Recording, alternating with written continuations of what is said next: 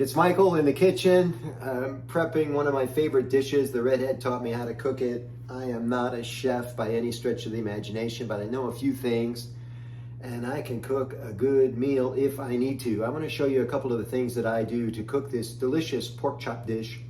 It's pork chop actually and broccoli. And the prep for the broccoli was pretty easy. And the first thing you have to know about prep is you have to be, in the mood to cook. You just can't conjure up this motivation. And so I'm drinking Malbec tonight. This is, cheers everybody. And my dad, we have the fancy long stem wine glasses, but my dad used to drink out of even fruit juice, fruit glasses, the canning jars. Just these tiny like orange juice glasses my dad did. And, if he could do it, it's good enough for me. So cheers, everybody. Now, the broccoli's been in a baggie overnight with some good quality olive oil. This is, we buy from Trader Joe's, mostly because if you're getting it at Trader Joe's or a good purveyor, someone that's looking after your health a little bit, you're not going to get junk oils. You're not going to get the additives that you might get from a lesser retailer. I don't get anything for telling you we like Trader Joe's. It's just that it's a good standard for us, and so that's where the imported olive oil comes from. So it's the Trader Joe's brand is what I'm trying to tell you. And then sea salt, which comes in this little guy here. So it's like Himalayan sea salt. And we just put that all in a baggie with the olive oil and seal up the bag tight, put it on a plate so it doesn't leak in the fridge, pop it into the fridge, and it marinates overnight. The salt and the olive oil work its way into the broccoli and soften it, break it down a little bit, and then a quick aluminum foil in a sheet pan.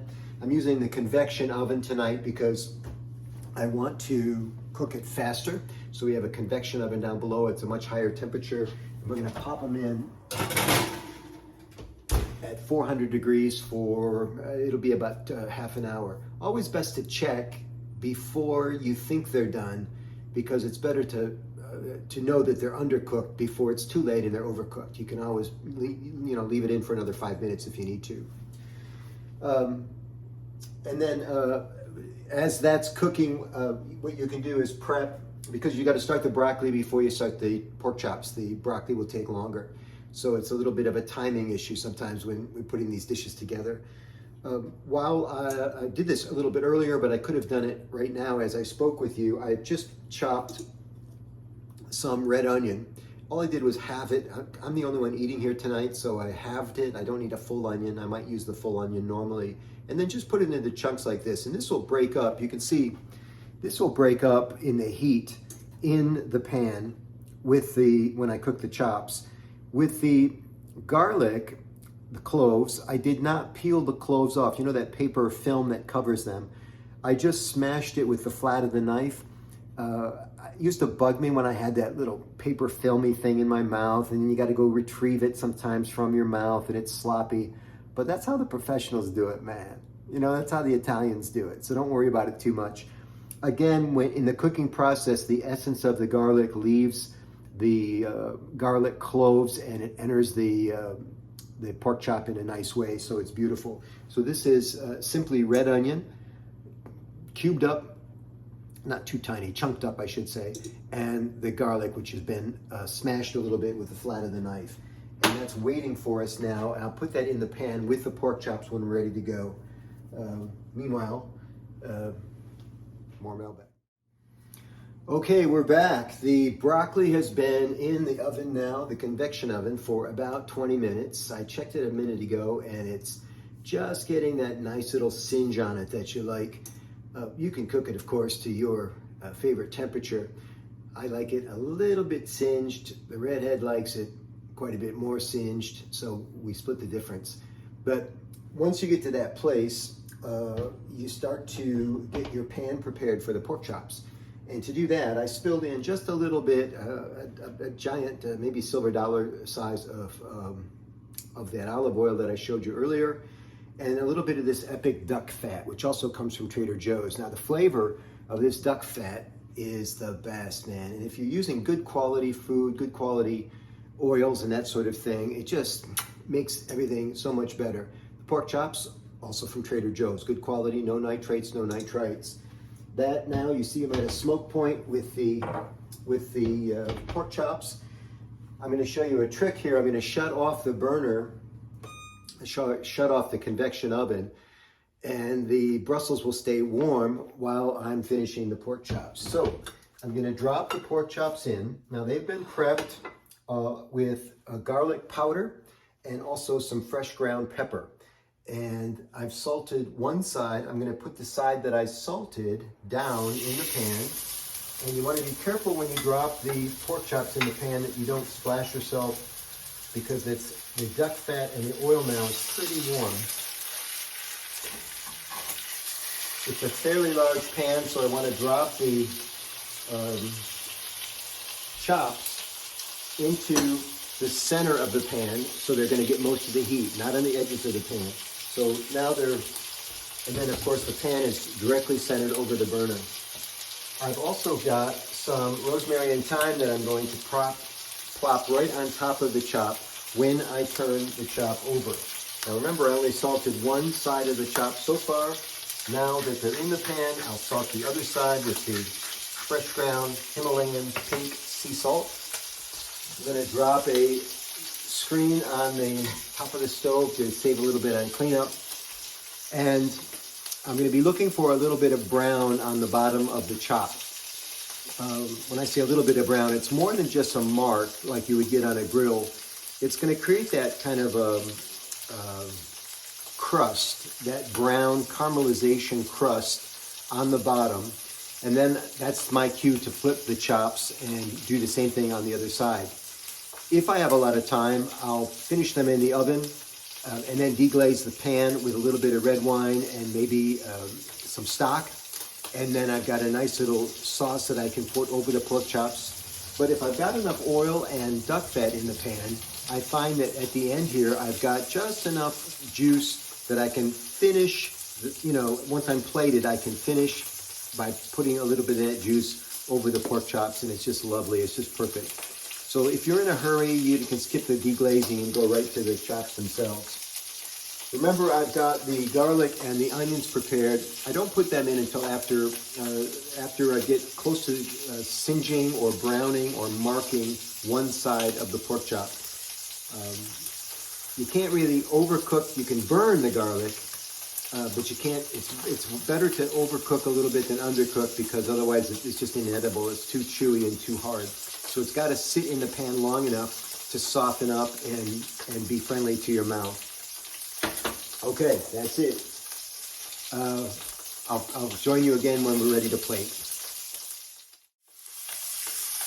Okay, welcome back. I have just flipped the pork chops. You can start to see that they're a little bit brown now on the side that was cooking. And now I drop the rosemary and thyme on top of the chops, just to get that essence to start to show up in the... And that works better when I pop it in the oven, but I'm not going to do that right now because I'm hungry. These are the onion and the chopped up onion and the garlic that I smashed with the knife. We're going to drop these in again. They've got to be in the pan for a period of time, so I'm not going to leave them on the meat. I need them in the pan, in a little bit of the oil, so that they can break down and do their thing. I don't necessarily want the rosemary and thyme in the pan itself, on the bottom of the pan, because they'll burn there. String goes back on top, and we're waiting another few minutes now for the bottom part of the pan, the bottom part of the chop to brown, the garlic and the onion to work. Welcome back. We're looking good. I just checked I cut into the thickest of the two pork chops near the bone, because that's what cooks last. And what happens is the pork chop will move in color very quickly from a very bright pink to a slight pink, and then almost immediately it'll blanch. And the tricky part here with pork is all of that can happen after you turn off the burner, this part about turning white. So I want it a little bit redder than I might normally eat it when I turn the burner off like that, right? And now I can even remove the chops from the heat because they're continue to cook. This is a mistake that a lot of people make when they're cooking pork and chicken, is that they cook it to temp and then they pull it off the heat, but it's still cooking and it overcooks and it becomes dry and chewy, and then your guests never come over again. Can you smell it? If I have a better Wi-Fi connection, you could smell this. So I'm going to take the screen off.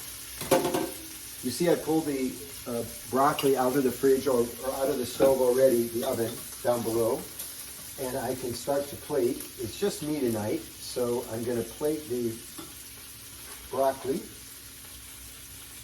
Looks great. Got a little bit of olive oil and some salt. I can also add salt if I need to later. And then I'm going to plate the chop, and I like to take a little bit of the accoutrement with me. So I've got the rosemary and thyme, and then I can move some of the red onion and that garlic, which smells so good, to the plate. And then I've got some Amish butter here to finish the chop, and I just put that Amish butter on now while the chop is hot, and the butter just kind of seeps into the moisture. I've read a few books on cooking, and Bourdain and some of these guys, they said butter is the first thing that goes into the pan and the last thing that goes into the pan, and I'm a fan. I like to use good quality butter, and that's why Amish butter. So there you go. It's a beautiful dish. It's easy to cook. I've probably been in the kitchen now for 45 minutes total, not including prep, including some of the prep actually. Bon appetit, everybody, and I hope you have fun in your kitchen. It's so important to eat good food and eat well and take care of yourself. Thanks for watching. If you like this kind of content, please subscribe to my YouTube channel, and also click that silver notification bell so that you can be notified of new videos on food, on travel, on communication tips, all kinds of stuff. Thanks very much.